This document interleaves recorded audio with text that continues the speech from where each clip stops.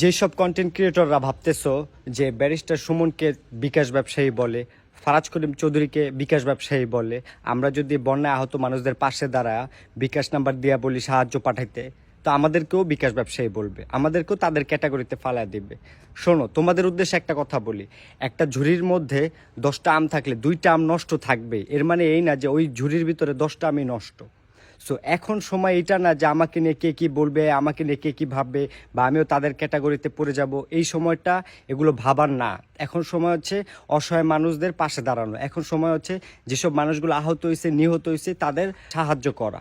যেসব কন্টেন্ট ক্রিয়েটররা ঘরে বসে আছো তাদেরকে রিকোয়েস্ট করবো, তোমরা যাও, তোমরা যাও, সাহায্য করো। তোমরা বিকাশ নাম্বার দাও, আমাদেরকে দেখাও যে কোথায় কোথায় সাহায্য লাগবে, কত টাকা সাহায্য লাগবে, আমি দেব, আমার মতো প্রবাসীরা দিবে, কোনো সমস্যা নাই, কোনো সমস্যা নাই।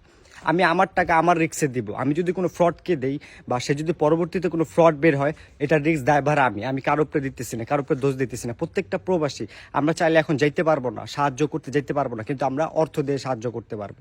আমরা টাকা ইনকাম করি কেন? টাকা ইনকাম করি আমাদের ফ্যামিলিকে ভালো রাখার জন্য, আমাদের ফ্যামিলি আপদ বিপদে সাহায্য করার জন্য আমরা টাকা ইনকাম করি। সো আমাদের দেশের মানুষ হচ্ছে আমাদের দ্বিতীয় পরিবার। সো আমাদের যে কোনো পরিবারই সমস্যায় থাকুক, আমাদের রাতে ঘুম হয় না।